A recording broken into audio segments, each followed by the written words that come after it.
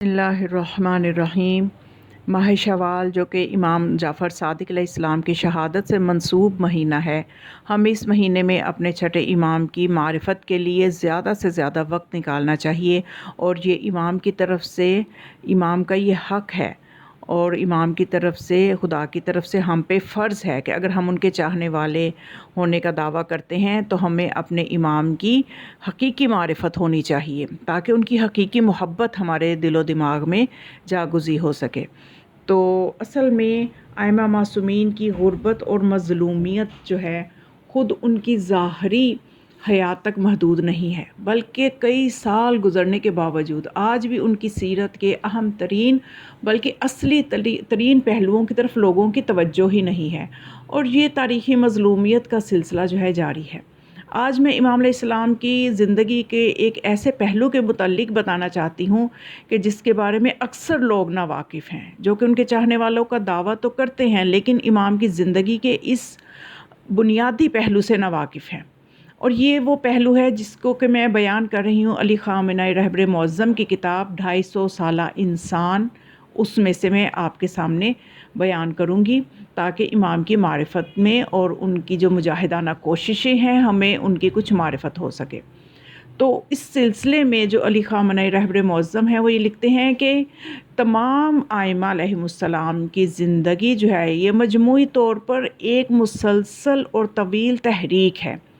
جو 11 ہجری سے شروع ہوئی اور 250 سال تک جاری رہی، اور 260 ہجری میں جب غیبت صغریٰ کا آغاز ہوا اس پہ یہ تحریک جو ہے ختم ہوئی۔ تو اس طرح سے یہ 250 سال کا عرصہ بنتا ہے، یعنی دور امامت مولا کائنات سے شروع ہو کے کہ 11 ہجری سے شروع ہو کے تو 260 ہجری جب غیبت صغریٰ کا آغاز ہوتا ہے، تو یہ 250 سال کا عرصہ جو ہے یہ ایک طویل تحریک ہے، اور پھر یہ تمام ہستیاں ایک ہی زنجیر کی کڑیاں اور ایک ہی شخصیت ہیں، اس میں کوئی شک نہیں کہ ان سب کا راستہ اور مقصد ایک ہی ہے۔ اور امام حسن علیہ السلام، امام حسین علیہ السلام، امام زین العابدین علیہ السلام کی زندگیوں کا الگ الگ جائزہ لیں تو انسان اس غلط فہمی سے نکل آتا ہے کہ اس سے پتہ چل جاتا ہے کہ تینوں اماموں کی زندگیوں کا جو ظاہری فرق ہے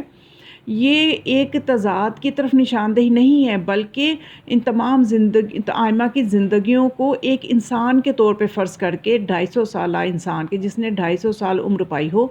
وہ انسان فرض کر کے ان کی زندگیوں کا مطالعہ کرنا چاہیے، تو پھر پتہ چلے گا کہ یہ سب کی سب ہستیاں جو ہیں ان کا ایک ہی مقصد تھا، ایک ہی تحریک کو یہ لے کے چل رہے تھے۔ تو اس نظریے کے مطابق مولا کائنات امیر المؤمنین امام علی علیہ السلام کی زندگی، امام حسن علیہ السلام کی زندگی ہو جائے یا امام حسین علیہ السلام کی زندگی یا باقی 8 اماموں کی زندگیاں جو کہ 260 ہجری تک جاری رہیں، ایک مسلسل جد و جہد سے عبارت ہیں۔ کیوں؟ اس لیے کہ یہ وہ ہستیاں ہیں کہ ان کو ہم نے، ان تمام ائمہ کو ہم نے ایک انسان کی طور پہ ہم نے دیکھنا ہے کہ جیسے کہ یہ اور یہ ایک دوسرے سے جدا نہیں ہے، اور ایک انسان جب اسے اتنے مختلف حالات کا سامنا ہوگا تو کبھی وہ آگے بڑھے گا، کبھی وہ ایسا فیصلہ لے گا کہ قیام کرے، کبھی وہ ایسا فیصلہ لے گا کہ قیام نہ کرے، کبھی وہ ایسا فیصلہ لے گا کہ فوراً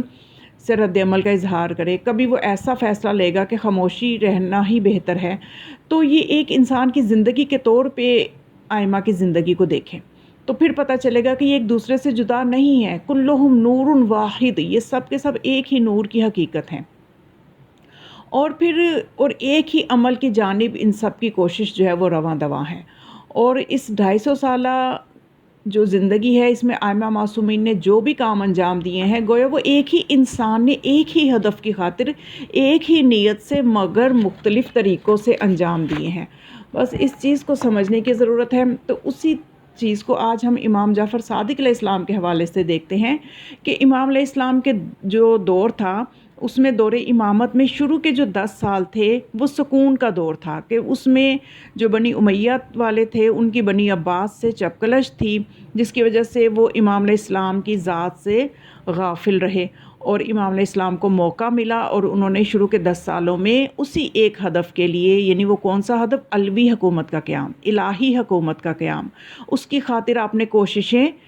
جاری رکھیں۔ تو اور کیونکہ اس دور میں امام علیہ السلام کو جب یہ بنی امیہ کا دور ختم ہوا اور بنی عباس کا دور شروع ہوا، تو یہ لوگ جو تھے یہ لوگوں کو بنی عباس جو تھے یہ بے وقوف بنایا کرتے تھے، اور اپنے کس طرح سے بے وقوف بناتے تھے، وہ اپنے دو سلسلہ نسب انہوں نے بنا رکھے تھے، اور وہ سلسلہ نسب جو تھے وہ لوگوں کو بتاتے تھے کہ ہم اس سلسلہ نسب سے ہم بھی جو ہیں رسول خدا کے جانشین ہو سکتے ہیں۔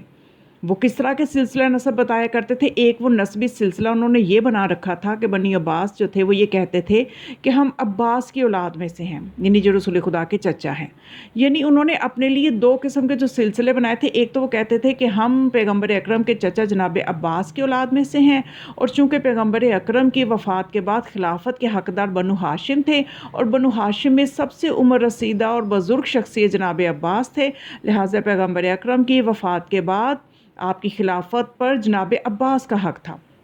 اور اب چونکہ ہم جناب عباس کی اولاد میں سے ہیں لہٰذا یہ خلافت ہمارا حق ہے۔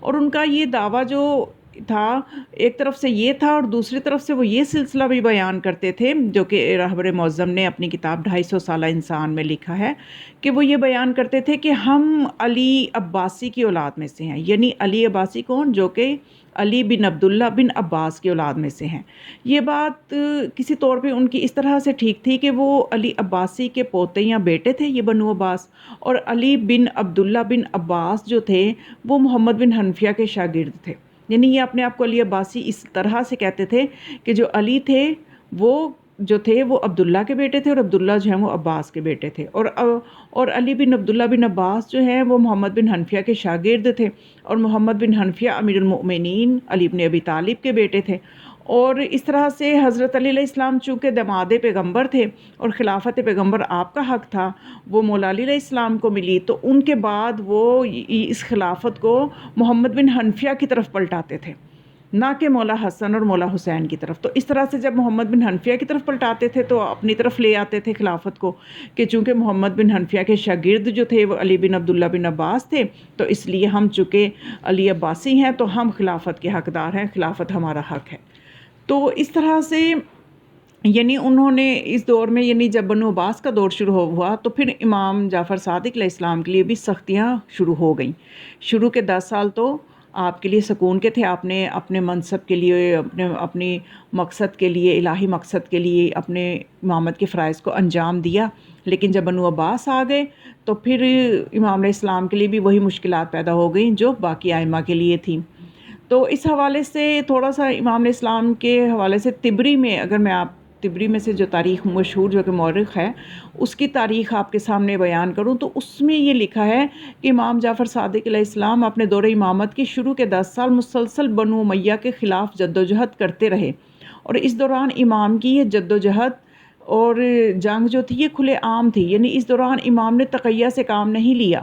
اس وجہ سے کہ بنو امیہ کے خلفاء اپنی جنگ میں مصروف تھے، اور امام علیہ السلام کی طرف سے ان کی نظریں جو تھی وہ ان کی امام علیہ السلام کی طرف سے ہٹی ہوئی تھیں، تو اس لیے امام کو یہ فرصت ملی تو امام نے اپنے بغیر تقیہ کے ہی آپ نے کافی امامت کے فرائض کو انجام دیا۔ تو ان حالات میں امام جعفر صادق علیہ السلام نے عرفہ کے دن عرفات میں دنیا بھر سے آئے ہوئے لوگوں کے عظیم اجتماع کے سامنے خطاب کیا، اور پورے عالم اسلام میں یعنی افریقہ، مشرق وسطیٰ، حجاز، عراق، ایران، خراسان، افغانستان، ساری دنیا سے آئے لوگوں کے سامنے آپ نے اپنی امامت کا اعلان کیا، اور لوگوں کو بتایا کہ بنی عباس جو اپنے سلسلہ نسب کو ظاہر کر رہے ہیں اور خلافت کا اپنے آپ کو حقدار ظاہر کر رہے ہیں یہ غلط ہے اور یہ جھوٹ ہے، اصل میں خلافت کے وارث ہم ہیں۔ اور وہاں پہ آپ نے اتنے بڑے مجمع میں، جبکہ عرفہ کے مقام پہ پوری دنیا سے لوگ آئے ہوئے تھے، تو وہاں پہ آپ نے کھلے عام یہ اعلان کیا کہ اے لوگو، آج امامت اور حکومت کا حق جعفر بن محمد یعنی خود امام جعفر صادق علیہ السلام کو حاصل ہے، نہ کہ ابو جعفر منصور کو۔ اور اپنے اس دعوے کی دلیل کے طور پہ آپ نے اس موقع پر جو ہے زیادہ عقلی اور کلامی دلائل پیش نہیں کیے، کیونکہ ان لوگوں میں اس طرح کے دلائل سننے کا حوصلہ نہیں تھا، وہ تحمل نہیں کر سکتے تھے ایسے دلائل کو۔ اور ایسے موقع پر عرفہ کے مقام پہ ایسی حکومت جو کہ اپنے آپ، یہ چونکہ بنی عباس کی حکومت کا ایک بنیادی مسئلہ تھا کہ وہ اپنے آپ کو خلافت کا حقدار سمجھتے تھے، اپنے آپ کو رسول خدا کا حقیقی جانشین سمجھتے تھے۔ تو ایسی حکومت کی موجودگی میں امام کا یہ مجاہدانہ قدم تھا کہ امام نے عرفہ کے مقام پہ بہت ہی خوبصورت انداز سے، بلکہ اس روایت کو تو عمر بن ابی المقدام نے اس طرح سے حیرت انگیز طریقے سے اس کی منظر کشی کی۔ اس نے کہا کہ 9 ذی الحجہ کو عرفہ کے دن کے مخصوص اعمال بجا لانے کے لیے پوری دنیا سے لوگوں کا جمع غفیر موجود تھا، تمام مسلمانوں کی علاقوں کے نمائندے موجود تھے۔ تو اس دور میں یعنی یہاں پر جو بات سامنے آتی ہے کہ وسیع زمانے پر ایک سمجھ لیجئے کہ ایک وسیع ذریعہ ابلاغ تھا کہ پوری دنیا سے لوگ آئے تھے، وہ جو بھی پیغام سنتے اپنے اپنے گھروں کو جاتے، تو اپنے اپنے شہروں میں جاتے، تو یہ پیغام پوری دنیا میں پہنچ جانا تھا۔ تو امام علیہ السلام نے، راوی کہتا ہے کہ میں نے دیکھا کہ امام جعفر صادق علیہ السلام لوگوں کے درمیان کھڑے اونچی آواز میں، ایک ایسی اونچی آواز جو ہر جگہ اور ہر کان میں گونجتی تھی، ہر سننے والے تک پہنچ رہی تھی، اور اس آواز نے بعد میں پوری دنیا میں پہنچنا تھا۔ تو امام علیہ السلام نے اپنی اونچی آواز میں اپنے اس پیغام کو 3 مرتبہ دہراتے تھے، یعنی اس نے جو منظر کشی کی ہے، راوی نے کہتا ہے کہ امام علیہ السلام نے 3 مرتبہ اس پیغام کو دہرایا، اور چاروں سمت میں 3 مرتبہ، یعنی سب سے پہلے آپ نے ایک سمت میں جب آپ نے رخ کیا تو ادھر اسی پیغام کو 3 مرتبہ، پھر دوسری سمت میں، پھر تیسری، پھر چوتھی، یعنی 12 مرتبہ آپ نے اس پیغام کو دہرایا۔ کون سا پیغام؟ ایھا الناس ان رسول اللہ کان الامام ثم کان علی بن ابی طالب ثم الحسن ثم الحسین ثم علی بن الحسین ثم محمد بن علی، اور اس طرح سے آپ نے پورے سلسلے کو سب کے سامنے واضح کیا اور بتایا کہ اصل میں خلافت کے اور حکومت کے حقدار کون ہے، پہچانو۔ تو یہ پیغام آپ نے یعنی لوگوں کے سامنے دیا، اور اس میں یعنی ایک یہ چیز جو ہے قابل توجہ ہے کہ امام علیہ السلام نے اپنے اس پیغام کو مجاہدانہ انداز میں ہر ایک تک پہنچایا، اور امام علیہ السلام کی جو زندگی کا ایک خوبصورت پہلو ہے کہ آپ کی زندگی میں ایک تنظیم بھی تھی، ایک ایسی تنظیم تھی کہ آپ ایسے منظم مجاہد تھے کہ آپ نے ایک ایسا نیٹ ورک اپنا بنا لیا ہوا تھا۔ شروع کے 10 سال جب آپ کو ملے، جس میں کہ آپ کو موقع ملا، تو آپ نے ایک ایسا نیٹ ورک بنا لیا ہوا تھا کہ اگر آپ کو فوری طور پہ ضرورت ہو کسی بات کو تمام اپنے چاہنے والوں تک پہنچانی ہے، تو آپ چند لوگوں تک وہ بات پہنچتی تھی، تو آگے سے ان کے روابط ایک جال بچھا ہوا تھا کہ پوری دنیا میں آسانی سے آپ کا وہ مسئلہ، وہ یہ چیز جو آپ اپنے چاہنے والوں تک پہنچانا چاہتے تھے، وہ پہنچ جایا کرتی تھی۔ تو یہ تنظیم ہمیں ایک یہ نیٹ ورک ہمیں امام جعفر صادق علیہ السلام کی زندگی میں جس طرح سے نظر آتا ہے، اس کی مثال ہمیں اور کہیں نہیں ملتی۔ اور پھر امام علیہ السلام نے جب بھی اپنی امامت کو ثابت کیا ہے، چاہے بنو عباس کا دور ہے، چاہے بنی امیہ کا دور ہے، تو آپ نے صرف اپنے نام نہیں بلکہ آپ نے جو آپ سے پہلے کے امام ہیں ان سے اپنا سلسلہ جوڑ کے ایک ایک امام کا نام لے کے اور آخری امام قائم تک آپ نے اپنے سلسلے کو سب تک پہنچایا ہے اور دلیرانہ طریقے سے پہنچایا ہے۔ یہ آپ کی زندگی کا ایک مجاہدانہ عمل ہے، اور امام کی زندگی کا جو وہ پہلو جس سے اکثر لوگ ناواقف ہیں کہ امام جعفر صادق علیہ السلام جو ہیں اپنی یہ حقیقی قیام کرنا، یہ وہ والا قیام کہ جس سے یہ حکومت پہ قابض ہو جائیں، اس قیام کے لیے بھی تیاری کر رہے تھے۔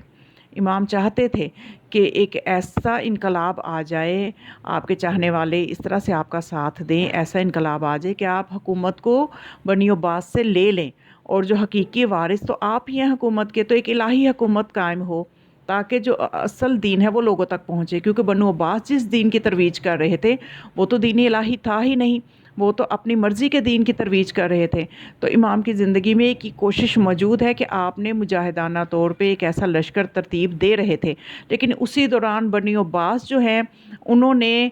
سمجھ لیجئے کہ امام کے بنائے ہوئے پورے اس جو انقلاب کے لیے رستے آپ نے ہموار کیے تھے، ان سب کو ہائی جیک کر کے اس کے اوپر خود قبضہ کیا، اور اولاد علی ہونے کا اور علوی ہونے کا، آل علی ہونے کا دعویٰ انہوں نے، جیسے میں نے آپ کو بتایا نا کہ ایک عجیب سا سلسلہ نسب وہ انہوں نے بنا رکھا تھا، تو اس سلسلہ نسب سے آل علی ہونے کا انہوں نے دعویٰ کیا اور حکومت پہ آ گئے، اور بلکہ کئی عرصے تک لوگ یہی سمجھتے رہے کہ شاید یہ بنی عباس ہی آل علی ہیں، انہی کو علوی سمجھتے رہے اور انہی کی حکومت کو علوی حکومت سمجھتے رہے۔ تو ان حالات میں انہیں امام کے زمانے کے جو سیاسی حالات ہیں اس میں امام نے اپنی امامت کا اور اپنے سے پہلے جو امام ہے اور بعد تمام 12 کے 12 اماموں کی امامت کے لیے ہمیں امام کی زندگی میں بہت سی روایات اور واضح دلائل ملتے ہیں، جن کا انشاءاللہ میں آگے چل کے مزید تذکرہ کروں گی، کیونکہ 25 شوال تک ہم کوشش کریں گے کہ ذکر امام جعفر صادق علیہ السلام ہوتا رہے۔ حالانکہ یہ ایام تو بہت کم ہے امام علیہ السلام کی زندگی کو سمجھنے کے لیے، لیکن میری کوشش ہے کہ جہاں تک ہو سکا تو ضروری پہلوؤں پہ ضرور کم از کم بات ہو کے ہمیں امام کی معرفت کے مزید باب ہمارے اذہان میں کھل جائیں، اور آپ ان معلومات کو جو ہے خود بھی مستفید ہوں اور آگے بھی شیئر کریں، اور ضرور چینل کو سبسکرائب بھی کریں تاکہ ذکر صادق آل محمد کے پھیلانے میں آپ کو بھی جزا ملے۔ والسلام علیکم ورحمۃ اللہ۔